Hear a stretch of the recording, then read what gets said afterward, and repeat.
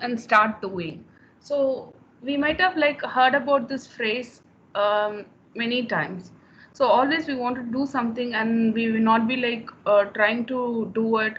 Sometimes we'll be like thinking about it, dreaming about it. We may not have some motivation or some we'll be like waiting for a start, some trigger. Okay, so everybody has this kind of problems. So one should be like having this kind of vigor and strength, willpower and everything to start doing having a habit.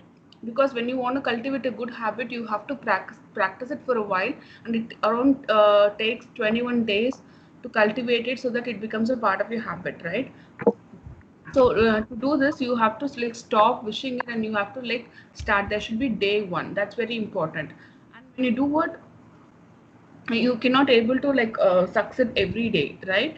So sometimes you win and sometimes you learn. Even if you have a failure, you can't call it a failure, right? Unless you accept it. So you can call that as a lesson. So you can learn from your lesson and then you can proceed. Okay. So let's get into the topic, motivation. Okay. So what is this motivation? So we have been talking about you have to start doing and there should be some vigor and willpower to make things happen, right? And sometimes it just happens for someone, and for someone you have to really urge, you have to make them to do things. It's kind of difficult, right? So how this like differ from person to person. So some person might have an internal motivations. He or she might have an internal factor that stimulate a person to do things, whereas other person don't have this kind of stuff within them. So you have to really make them do the homework or make them do a particular task in the job.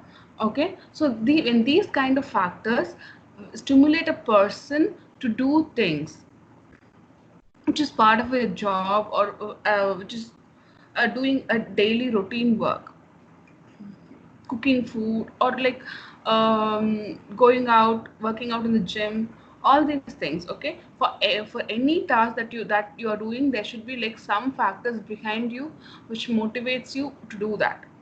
It can be either internal or external. You call that factor as a motivation. Okay, there are like different types of motivation, positive versus negative. Okay, so when you, for example, in a job, if you're a manager and you tell all your team to do all these things, if you're going to do this, you will be getting a promotion or an increment. And if you're going to do that, you can call that as a positive motivation. But if you want to get things done from people and then you tell them that if you're not going to do these things, you'll be like fired from the job, right? Or if you're not going to do this, I'm going to give you fail marks in your exam, right? That can happen. So uh, do, creating these kind of factors which are negative are called as negative motivation. Okay, next one is rational versus emotional. So rational is nothing but logic, when you think and you get into a logic. Okay. When you think, okay, I have to really get these things done in my job so that I'll be able to get a promotion, I'll be able to get a hike so that I can able to live a good life. You can, if you think like that, that is a rational motivation. Whereas emotional is, okay, my mom, imagine you think, okay, my mom likes me like to be a police officer or an IAS officer, so I'm gonna like work hard on that and become an IAS officer. In your like attached to your emotions, and based on that you derive your desire, you derive your motivation to work. You can call that as an emotional motivation. Okay, so intrinsic versus extrinsic, that we discussed. So when your motivation comes from within yourself, when you're self motivated, you can call that as an intrinsic motivation. Whereas you derive motivation from the external world, when someone has to tell you to do that, or like you like to do things for money, or you like to do things for others appreciation, you call that as an intrinsic motivation. Okay, financial versus non-financial motivation. So when you do things to get things done, to earn money, or any other material, you can call that as financial motivation, whereas you do things to get a satisfaction, to achieve things which is not related to money directly. You can call that as a non-financial motivation. Okay, so let's get into the theories. There are like various theories which is discussed by various professors, management gurus. Okay, so we'll be discussing each of the theories in detail and how these theories is being evolved, and you will be get to know what are the theories which is like applied in each of the organization, how things work, how these theories work. Everything we'll be like discussing right now. The first one is the Maslow's hierarchy of needs. This is one of the very important and very popular theory in the theories of in motivation. Okay, so Maslow is management guru, and so he like divided the needs of a people into 5 different categories. Okay, the first one is a physiological needs. It's nothing but your food, clothing, shelter, warm, everything. Okay, so whatever that you need to keep yourself survived. Okay, so any person or any man or woman will always try to get this need satisfied first, and later they look for safety and security. They want to like live safe in their home, or they want job security in their office, so they look for this second. And third one is they look for a affiliation. I mean, they want to associate themselves to a particular group of friends, or they want to associate themselves to a team or something like that. They want others appreciation, others approval, so others love. So you might want to like start a family. You want to be always a part of family and part of an organization, part of a friends group. So you crave for that kind of affiliation. That is called as a social needs. Esteem. So esteem is nothing but like what others think about you. Okay, so you always want others to think about you in a high manner. Okay, so you want in the third need, you're actually like looking for affiliation, you're looking for love, and you want to be part of group. Whereas in the fourth one, you're looking for approval from others, which means you want them to think good of you in terms of your capability, in terms of how you're doing in life and everything. Okay, so that is your fourth need. Okay, so sometimes like you want to like produce satisfaction such as like power, prestige, your status, your self-confidence, everything comes here. Okay, fifth one is the self-actualization. It is a desire to become what is one capable of becoming. Okay, so when you want to maximize your potential and you want to accomplish something, so you are trying to reach the top that you can. So that is your self actualization. So Maslow says that a person will try to get food, clothing and shelter. When that is done, they look for a security and safety, and then they look for affiliation, and then they look for power, prestige, status and stuff, and then they try to achieve whatever that they can do. Okay, so he says this is the hierarchy that a person needs in their life. Okay, but there's a lot of contradiction like happens, and Maslow like put forward his theory. Some people accepted it and some people like questioned it. There's a lot of studies happened after that, whether they're trying to prove whether this theory is true or not. Okay, so they found some evidence saying that this human needs really form a hierarchy. The first, the bottom two always comes first, and the next three comes later. So some found out like that.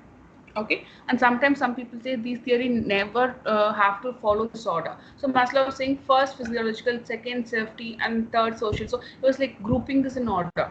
But later studies, sometimes some researchers found out, okay, you don't have to really group them in this order. Sometimes this order is kind of little reversed to some people. It does not apply the same for everybody. So that's what been kind of found out. There's a lot of discussions also going on in this. Okay, next one is McGregor's theory X and Y. Okay, so it's actually like McGregor, he makes assumption about about the type of workers, type of people that you see in an organization or in life. So he says like theory X workers, theory Y workers. So in theory X workers, he makes assumption that these people always have little ambition. They're not motivated. They dislike work. They don't want to work. They avoid responsibility. They don't want to win.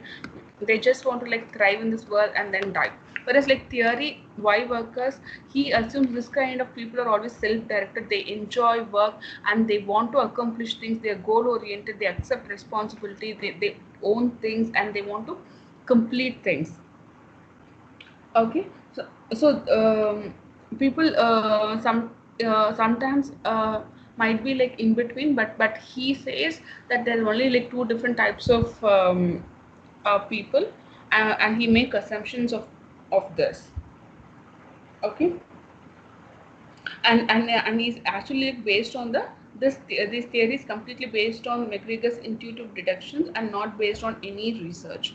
Okay, so this organizes sometimes this like uh, defines the dignity and capabilities of the people, and you can also like find out the limitation of people based on this. Okay, what are they capable of, or what the person is like. So based on this theory you can able to figure out that. Okay, so this is McGregor's theory X and Y. Okay, next one is Herzberg's two-factor theory. Okay, so it is also called as a motivation or hygiene theory. Okay, so this is called as two-factor theory or motivation or hygiene theory. So what really happens here? Okay, so Herzberg says job dissatisfaction and job satisfaction are not opposite to each other. So he is trying to say if you're satisfied in your job, it's okay, but that doesn't mean there is no dissatisfaction at all. So he says job satisfaction is opposite to no job satisfaction. Job dissatisfaction is opposite to no job dissatisfaction. Maybe like you can understand this later here. Okay, so in the traditional view, satisfaction is opposite to dissatisfaction, but according to Herzberg, he says satisfaction is opposite to no satisfaction. No dissatisfaction is opposite to no dissatisfaction. Maybe we might be in a neutral state.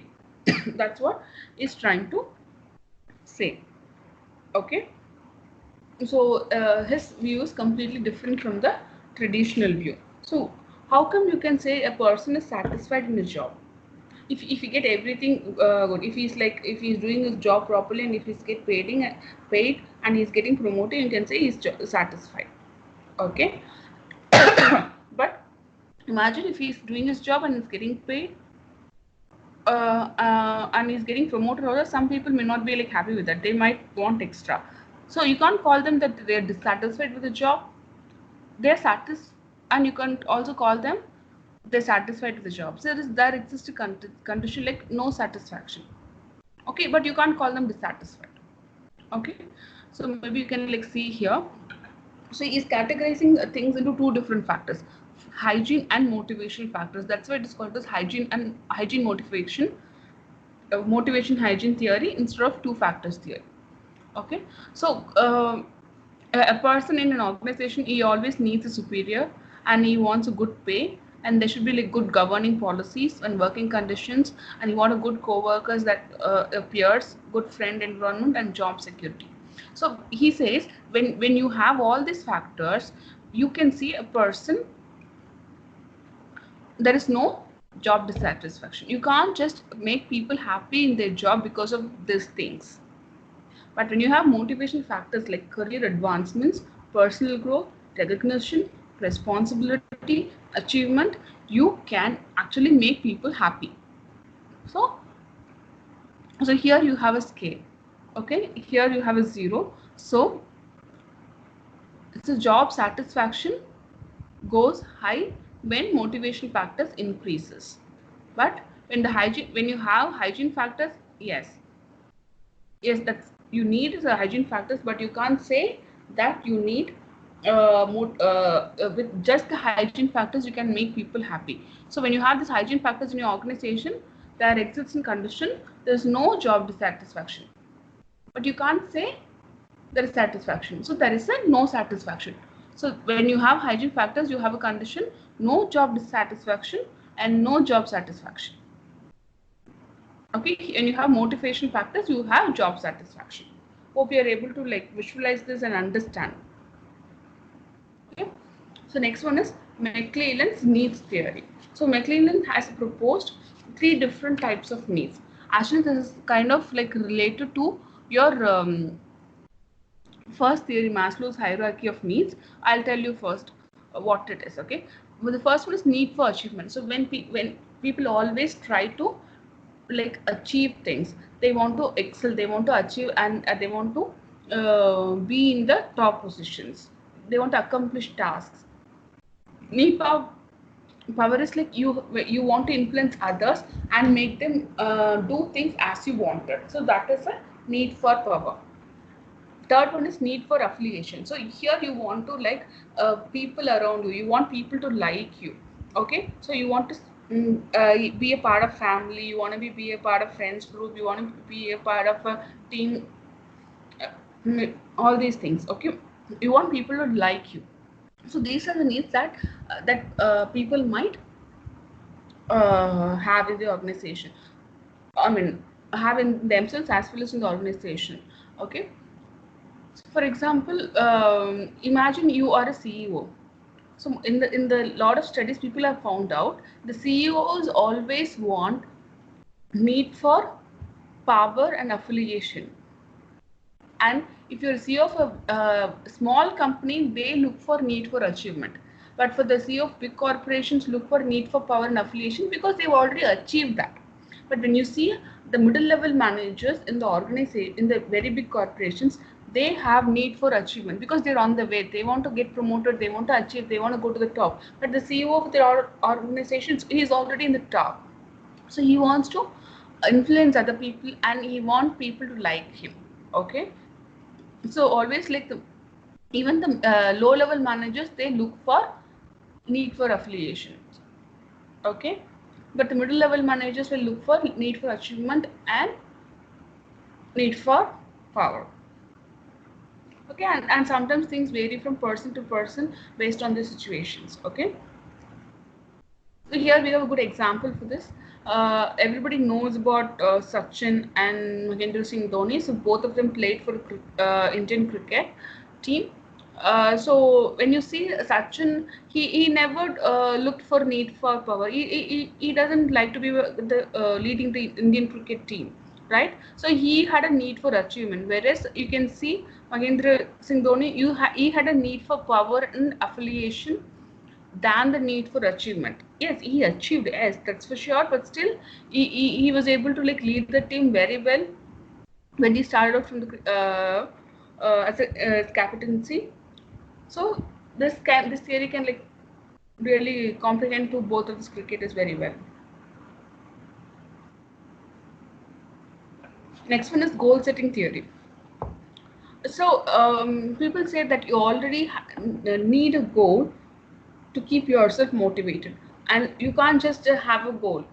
You can't say, okay, I have to like get pass in my exams. You can't just have that kind of a goal. Your goal has to be specific and your goal has to like challenge yourself, but it should not be like irrelevant or not realistic. Okay, imagine you have a goal like I want to pass this exam. That's not specific, that's not challenging, anybody can do that. But if you think, okay, I'm gonna have a CGPA of 9, if you, here if you think that your goal is specific and it's like going to challenge you, and that will make you think. And if you're a person who always like gets around 80 plus or a CGPA of around 8, okay, you think, okay, you can do it if you like work hard.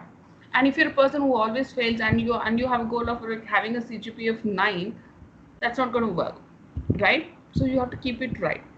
So that's what this graph says. So in the x-axis you have a goal difficulty, and the y-axis you have the performance of a person. So when the goal difficulty is kind of moderate, a performance will kind of increase. When it is challenging, you really reach a very good performance. But when the goal looks like it's really impossible to achieve, the performance of a person deteriorates. Okay, so always the area of optimal goal difficulty should be in the middle. I mean, it means to have a good performance, you always have to have a challenging goal, but not impossible goal, and a very moderate goal. Okay, that's what the graph says to us.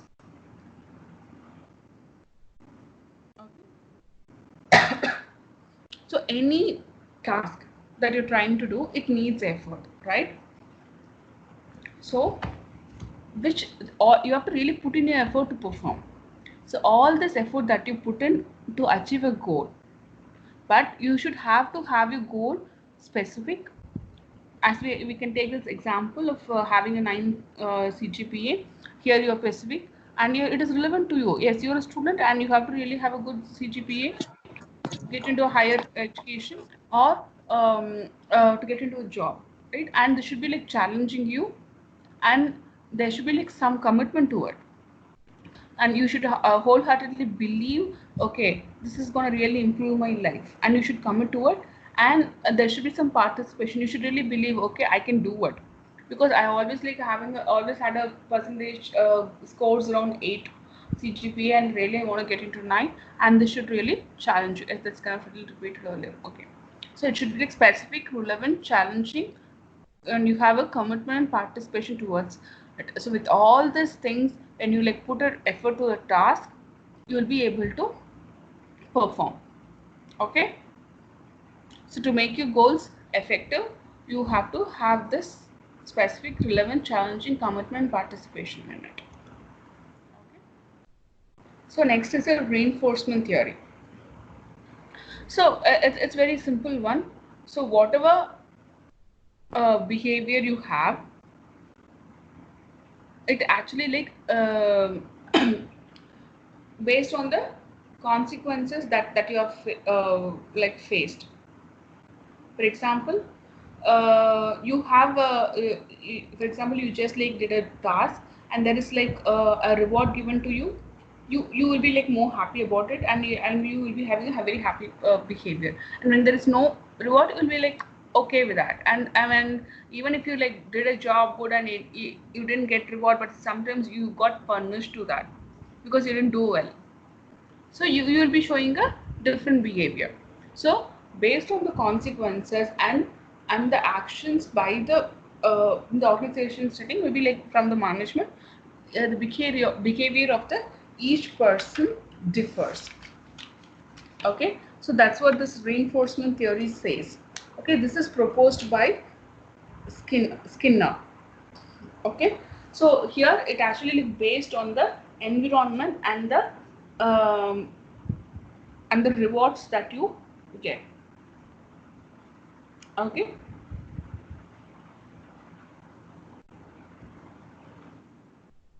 next one is equity theory. So here this theory talks about fairness and equity among the employees. Okay, so imagine uh, you have this say give the same input as your friend, and if you're getting like the same reward as some, yes, it's good. You think, okay, there is fairness in the organization. So here when you say input, it might be your efforts, your educational qualification, your experience, everything. Okay, so imagine there's a person A and B, and both of them have the same education qualification, they have the same experience, and they put the same task. They do the same task and give the same effort to it. Okay, so that all comes in the inputs, and outcome is the rewards they get, maybe. Okay, or the pay they get. So when the outcomes divided of A divided by inputs divided by A is less than the outcomes of B divided by the inputs of B, you say there is a inequity. This person is not rewarded properly, is under rewarded. But when both of them are equals, you say there's a equity. The employee will think, okay, that there will be equity. But when the outcomes of A divided by the inputs of A is greater than the outcomes of B divided by inputs of B. I mean, you both of them would do the same task with all the other things being the same, but you are getting more paid. You're getting paid more than the other person, than your friend. Here also there is inequity, but you are being over rewarded. In the first case you are being under rewarded, here you are being over rewarded. Okay, so it's a small example for this. So an equitable situation, so here both of them give the same input, they both have the same input, and they get the same outcomes. Okay, I think there's a problem when I like in the slides it shows different. So imagine you get paid $2 per 1 when you work for an hour. So your average wage is $2 per hour. Here you're working for 2 hours and getting paid $4, which means the other person was also like paid $2 per hour. Yeah, it's okay. So there is an equitable situation. So in the negative equity here, what happens? So I am working for an hour, I'm getting $2, but the other person is working for the same 1 hour, but he is getting paid $3. So here this is a negative inequity. Okay, there's a inequity exists, but it is negative because I am not getting paid more. The other person is getting paid more. In the positive inequity, here I am getting paid $3, while the other person is getting paid $1. Okay, so this is here this is also inequity, but this is positive inequity because I am getting paid more. Okay, when this happens, people will lose the will not value the rewards much. So they'll think, okay, anyway I'm going to get it more. So they lose the value of the money or the reward they get. Okay, that's all for the inequity theory. Okay, next one is Vroom's expectancy theory. Okay, so it's one of the complex theories when compared to the previous theories that we have like discussed. Okay, so it says like force equal to balance into expectancy. Okay, so here force is the strength of a person's motivation. Okay, which is how can you calculate a person's strength of person's motivation strength. Balance is nothing but the strength of an individual performance for an outcome, strength of an individual's preference for an outcome. Okay, expectancy is the probability that a particular action will lead to a desired outcome. So you are sure that I'm going to achieve this. That is expectancy. Balance is how badly you want that to happen. Okay, so when you multiply that, you will get a force. Okay, which is nothing but a person's motivational strength. Okay, so here you have expectancy and out balance here. Okay, so when you like multiply these three, you will be able to get the person's motivational level when you like assign values to that. That's what it says. Okay, so when people will be motivated to do things to reach a goal, if they believe in that the worth of the goal, and if they see they can do, they can if they can see that what they can do will help them in achieving it.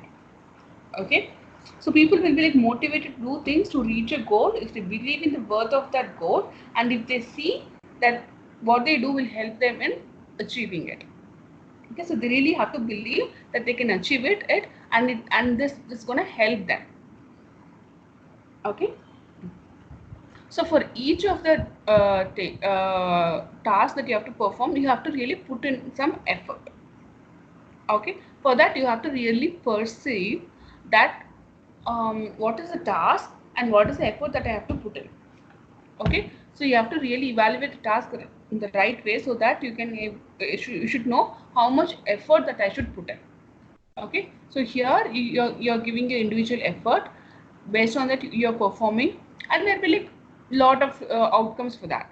It can be positive or negative, so there may be like different outcomes.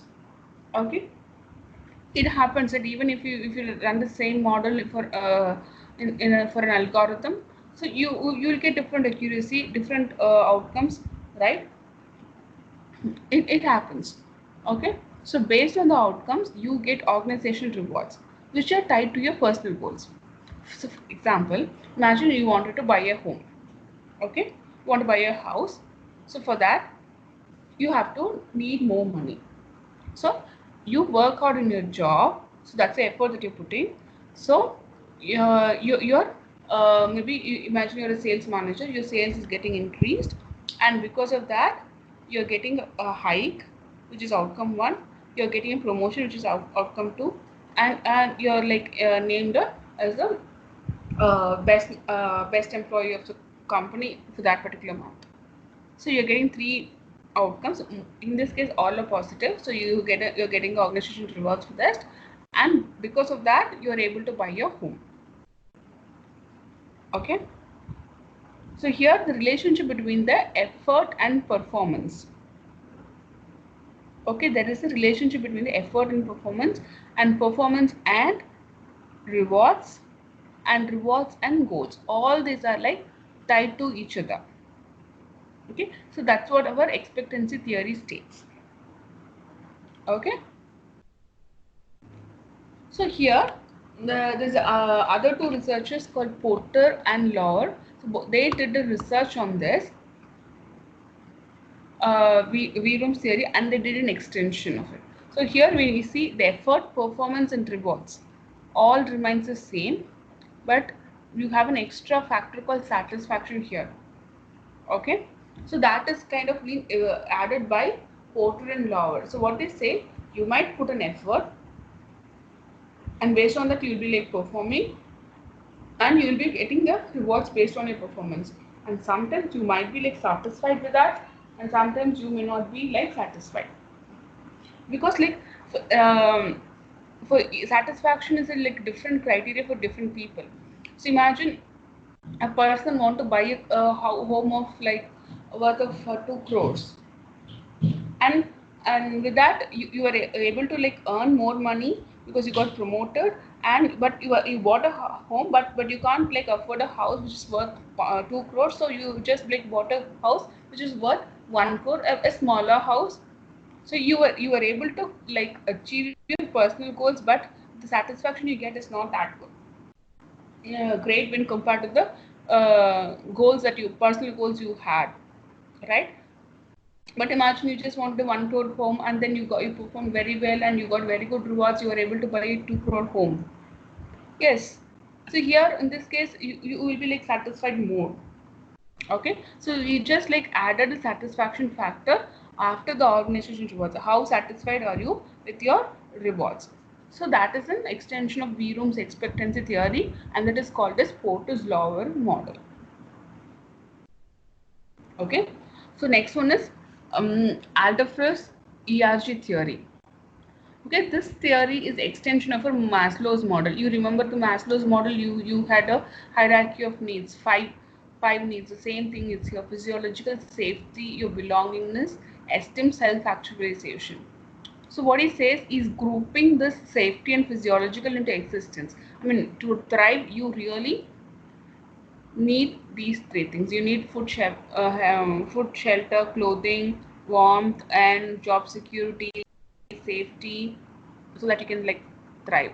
Next one is your relatedness, where you like here you wanted yourself to be accepted by people. You want to have a family, a group, a friends group, things like that, right? So here it's called as relatedness, because you'll be able to relate to people. Okay, and next one is a growth. So here the esteem and self-actualization is like combined together, and you call that as a growth.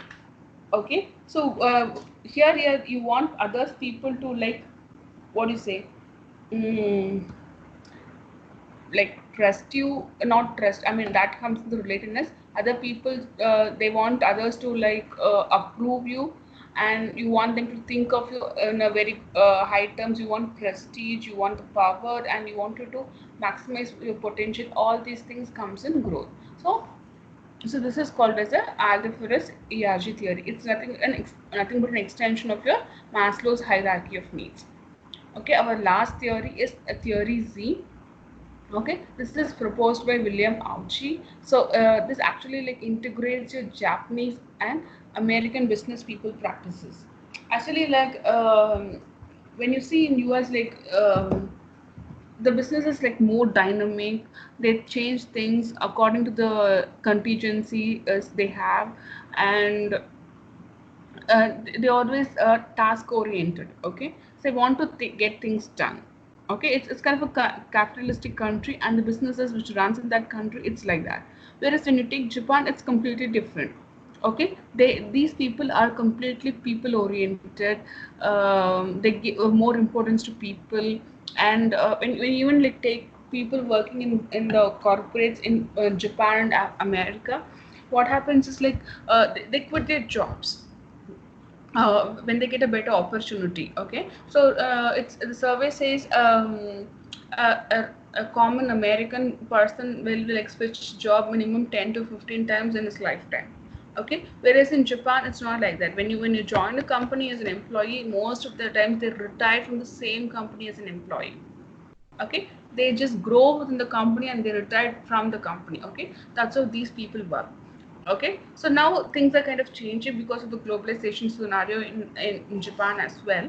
Okay, so William Hauchi integrates both of these practices together. Okay, so you can't just have a Japanese approach as well, because there'll be like no growth for a person who's like performing really well. Okay, but you can't just like keep jumping jobs, right? So that is also like kind of bad, both on the same extreme. So he created Theory Z, or Theory Z organization by combining both these practices.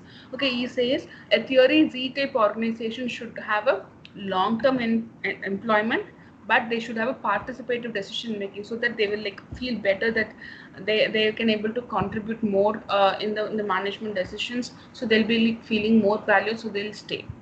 And slow evaluation promotion, you can't just like give promotion just because like, oh, we performed a year better. So you have to like give him promotion after evaluating in a consistent manner.